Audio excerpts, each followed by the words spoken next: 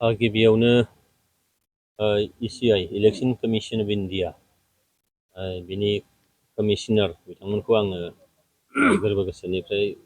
गोजोन हामलायनाय जासिहरदों जे जोंहा आसामाव मोनबा समस्तियाव बा बियाबाव बिसायख'थि जानो थांगासिनो दं बाइ इलेक्शन जानो थांगासिनो दं आरो बे बाइ इलेक्शना थांनाय लकसभानि बिसायख'थियाव बेयाव थानाय MLAफ्रा MP महरै गसंदोंमोन थिग बेबायदिनो आंबो सिडली समस्तियाव आं MP महरै गसंदोंमोन आरो दिनै क'क्राझारनि सासे MP जादों दा आंनि सिडली समस्ति बे समस्तियाबो खालि जानानै दं सिडलीखौ लाफानानै सिडली बेहालि बिदिनो सामगुरि बेनिफ्राय धलाई आरो मोनसेया जाहैबाय बङाइगाव बे मोनबा बियाबाव बाइ इलेक्शन जानो थांगासिनो दं दा बिनि थाखाय दिनैहाय इलेक्शन कमिशन अफ इन्डियाया मोनसे डेट फोसावबाय 18 अक्ट'निफ्राय जोंनि MCCआ नांगोन मडेल कड अफ कन्डाक्टआ बेनिफ्राय बाव बुंनाय बायदियै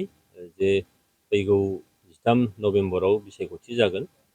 बेनिफ्राय 23 नभेम्बराव बिनि फिथाइखौ सानगोन दा 18निफ्राय MCC नांनानै 25 नैबे अक्ट'बरनि गेजेराव नमिनेसन फाइल खालामनांगौ बेनिफ्राय 28आव स्क्रुटिनि जागोन 28 अक्ट'बराव आरो 30 अक्ट'बराव सोरबाया जुदि उइद्र' खालामोबा बेखौ उइद्र' खालामगोन दा बे डेटखौ फोसावबाय आरो महाराष्ट्रआव दिनै स्टेट नाङै मोनसे बिसायख'थि दं आरो बिदिनो जेराव जेराव बाइ इलेक्शन जागोन बे गासिबो जाजोबगोन थ' सिडली समस्तियाव जाय दिनैहाय जोङो साखाफारा जानायनि मोनसे सम जादों साफ्रोमबो नोगोरारिफ्रा जायफ्रानोखि 18 बोसोरनि बांसिन बैसोआ बिथांमोना साफ्रोमबो रेडि जानांगौ दङ मानोना सुबुं दारारि मोनसे हादोराव साफ्रोमबो सुबुङानो मोनसे बिसायख'थि होनो मोननाय मोन्थाय दङ जायफ्रानोखि 18 बोसोरनिफ्राय गोजौआव साफ्रोमबो जोङो मोजां बिजाथिखौ जों सायख'नांगोन जायफ्रा जोंनि बे ओनसोलनि जौगानायनि थाखाय सिन्था खालामगोन जायफ्रा जोंनि फारफ्रोम बिथिंखौ नोजोर होनो हानाय बेबायदि राफोद बिजाथिखौ जोङो सायख'नानै जोङो फाथायहरनांगोनखौ आङो खावलायदों दोलोनिफ्राय बिजाथिफोरखौ थियारि खालामनाय दासिमाव बेखौ सरसायाव दंबाय थायो दा आङो बेखौ बुंथ'नो लुबैयाखै निस्सय जेला फोसावो अब्लानो निस्सय जों बयबो मिथिलायगोन बेनिखायनो नेथ'दो जिहेथु 18आव MCC नांसिगोनबा खोब बे सानसे साननैनि गेजेरावनो बिजाथिखौ निस्सय जोंनि UPPL दोलोनिफ्राय फोसावनाय जागोन आरो सासे राफोद सुबुंखौनो निस्सय सायख'गोन आरो फैबाय थानाय समाव जोंनि सिडली समस्तिखौ बोरैहाय जौगानायनि थाखाय खामानि मावनो हागोन माने 24/7 खामानि मावनो हानाय साननो हानाय बेबायदि राफोद बिजाथिखौनो निस्सय सायख'गोन आरो बेबायदि जोङो सिडलीयाव जौगानायखौ जोङो गोजोर खालामगोन देरहानाय जेननायनि बेलायाव माबायदि देरहानाय जेननाय होननानै बुङोबा बे जिथु गेजेर गद' बिसायख'थि जाबाय बाइ इलेक्शन जाबाय दा बेयाव सरखार सिमफायनाय बा बायनायनि खोथा गैया बेनिखायनो बाइ इलेक्शन होननानै बुङोबा सरकारि पक्षआनो निस्सय देरहानाया बेयाव रेकर्ड दङ दा जोंहा जितु NDA हिसाबै जोङो बिसायख'थियाव बाहागो लागोन आरो बे सिडली समस्तिया जितु आङो UPPL आव दंमोनखाय UPPL-नोनो दिनै NDA हगारगोन दा बे जों नायदों मोनबा आसामाव मोनबा बियाबाव बिसायख'थि जागोन बिनिनो मोनसेया सिडलीया जा UPPL बङाइगावआ AGP-आ मोनगोन आरो बाखि मोनथामखौ BJP-आ लागोन बेनिखायनो जोङो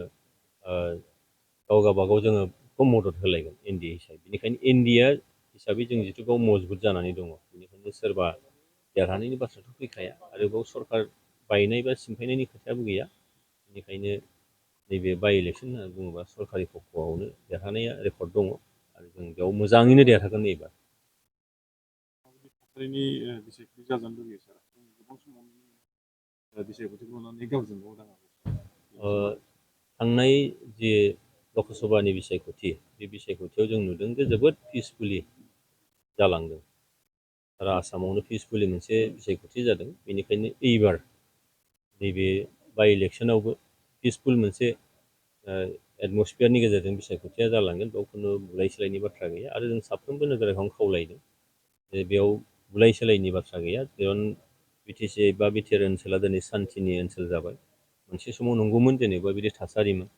दिनै थांनाय 2020 मायथाइनिफ्राय बेयाव गोजोन थासारि फैबाय, बुलाय सोलायनि जायगा गैलिया बाव।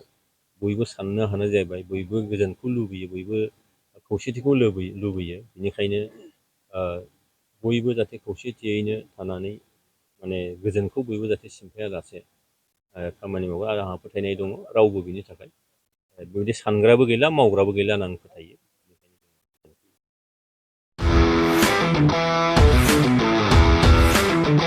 गोजोनथाव खौरां। टिभिएसनि गारि लानो गोसो गुदुं जानाय सुबुंफोरनि थाखाय मोनसे गोजोनथाव खौरां। चिरां जिल्ला बिजनीनि बागुरुम्बा टिभिएस गारि श'रुमा नोंथांमोननि थाखाय दुर्गा फुजानि धामाका अफार लानानै फैदों। बाइक आरो स्कुटि गारि सालायनो मोजां मोनग्रा रायजो राजाफोरनि थाखाय बागुरुम्बा टिभिएस गारि श'रुमा धामाका अफार होना नोंथांमोननि गेजेराव मोनसे मोजां खाबु होगासिनो दं।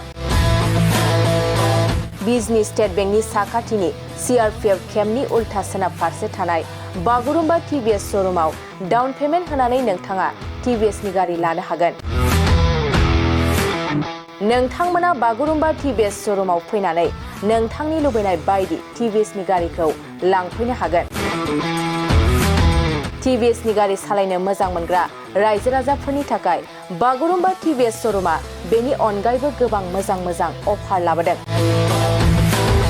बेफोर अफारफ्रानो जाबाय जेरै गंनै हेलमेट फ्रि, फुल टिंकि पेट्रल फ्रि